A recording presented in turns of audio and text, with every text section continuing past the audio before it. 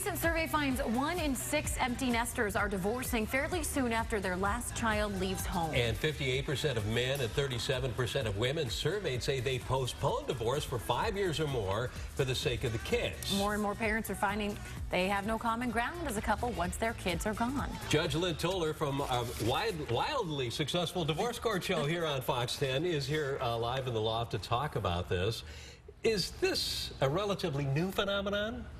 I don't think it's a new phenomenon, but I think it is increasing because we are now living longer and living well longer. So back in the day, in my parents' day, when the nest was empty, they were worried about each other and health. Now we've got 20 years and we're feeling good, and we want to make sure those last 20 years, or 30 as it may be, are happy, and they're looking across at one another.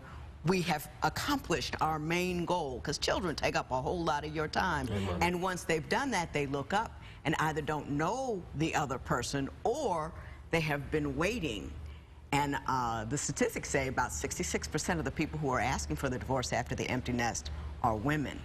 And they're waiting until the kids are gone because they were unhappy, but not unhappy enough to do that to their kids. So many questions, though. Does that actually help the kids if they're to wait and put it off? Or should you just do it once you realize that you're not happy or you're not meant to be together? It depends if you're acting a fool at home. You know what I mean? If you're arguing and screaming and shouting, and there's a shuddering of the household. But if you are just kind of moseying along, and people do that. They're not really in love, but they're in the same space, and they're just sucking it up.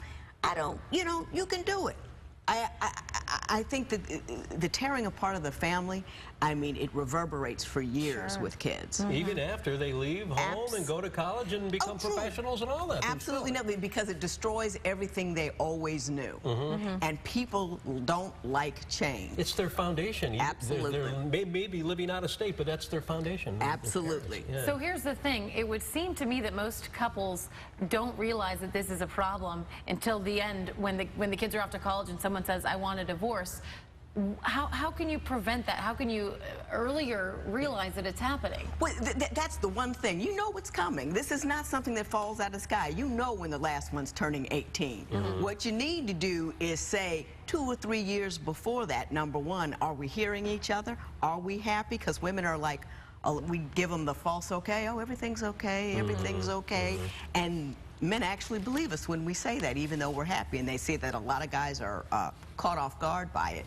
But you also have to find new interests together a couple of years before they go, because they don't want to talk to you anyway when they're 16 or 17. You've got time to get it together, find a new interest you both enjoy, and also get together with some of the couples of the other 16 and 17-year-olds so you have a new community to go out and do things with. When you say find new interests, you're talking about volunteering together, projects outside the home? Anything. Go to a cooking class if you both wanted to learn how to cook. You can volunteer, you can learn new things, you can get into sports that you haven't gotten into before. Go to jazz clubs, whatever it may be, wine tastings, not too much of that, but a little bit.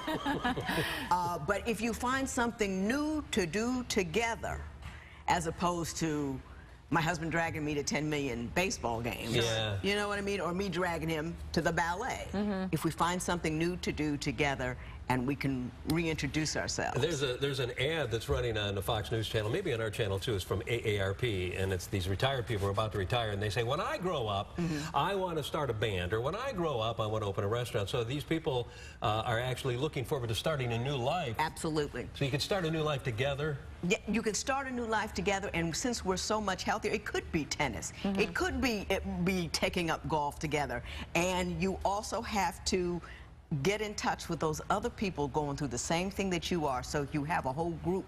He has some new buddies, you have some new girlfriends. Build a community just like you did when you were starting out as a couple. Absolutely, but you gotta make a purposeful effort to do that. It's just not gonna happen on its own, and that's the mistake most people make. Very good. Can you come back every day and work out? Anytime you want to, I will be here. Judge, we have so many issues. We really appreciate you working out for us. You can watch Divorce Court every afternoon during the Block of Justice here on Fox 10. Judge Lynn, Judge Lynn Toler. Thank you. Such a pleasure. Good to see you. Okay, hey, Ron. Well, I'm